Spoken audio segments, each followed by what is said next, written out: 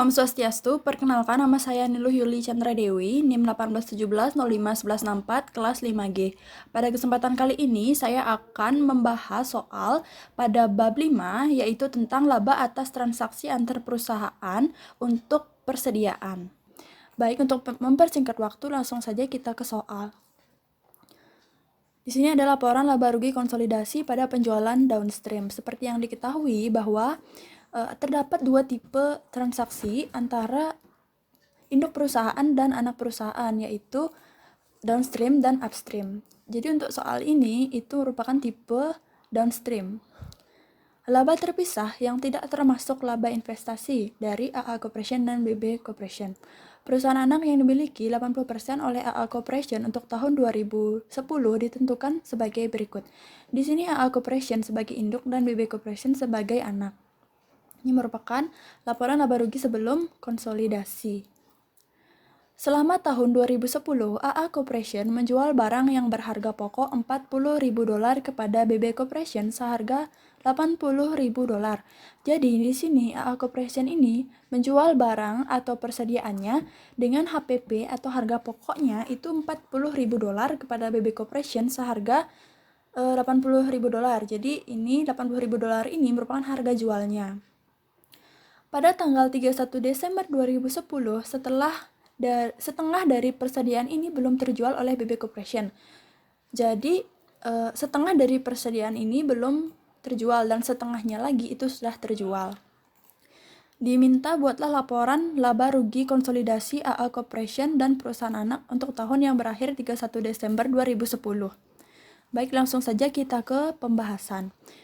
Sebelum kita menjawab, ada baiknya kita membuat terlebih dahulu gambaran dari soal tersebut agar tidak bingung ya.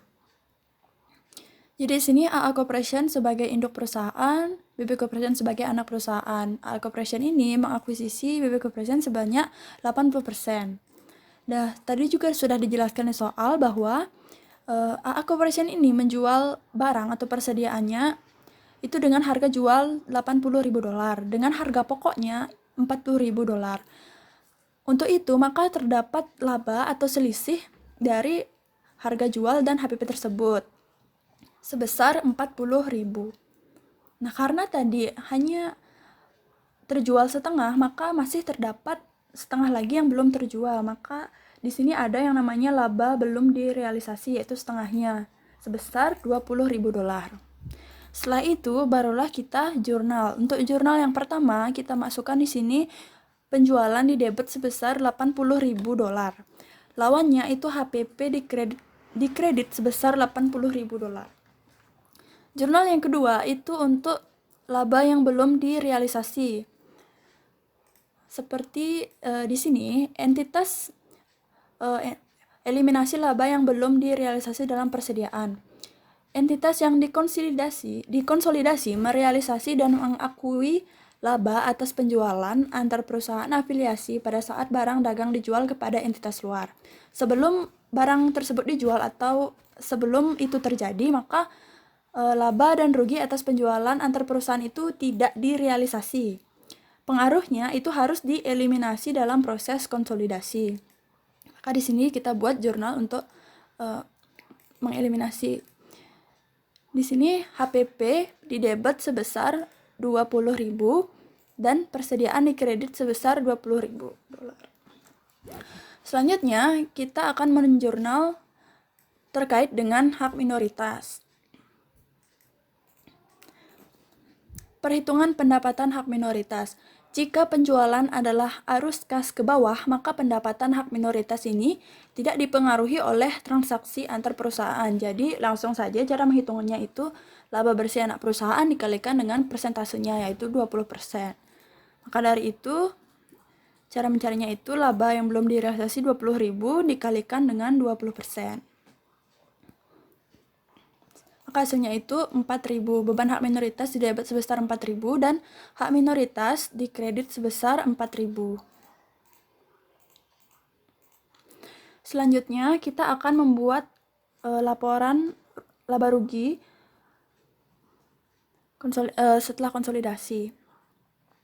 Jadi ini akun-akun ini itu sama seperti yang di soal di sini, hanya saja terdapat tambahan beban hak minoritas. Untuk nominalnya sama seperti yang di soal. Kemudian untuk jurnal-jurnal ini kita masukkan pada penyesuaian dan eliminasi sesuai dengan debit kreditnya. Selanjutnya langsung dihitung. Untuk penjualan itu $920.000, HPP 460, kemudian laba bruto $460.000. Kemudian dikurangi beban-beban, hasilnya itu pendapatan terpisah sebesar $196.000 untuk setelah konsolidasi. Jadi di sini laba setelah konsolidasi dari AA Corporation dan anak perusahaan itu sebesar $196.000. Ya. Kemudian untuk neracanya, karena hanya ada satu transaksi, yaitu transaksi penjualan terhadap barang atau persediaan, maka di sini hanya dicantumkan untuk persediaan, termasuk juga hak minoritasnya. Baik, demikian pembahasan yang dapat saya sampaikan. Terima kasih atas perhatiannya. Om Santi Santi Santi Om.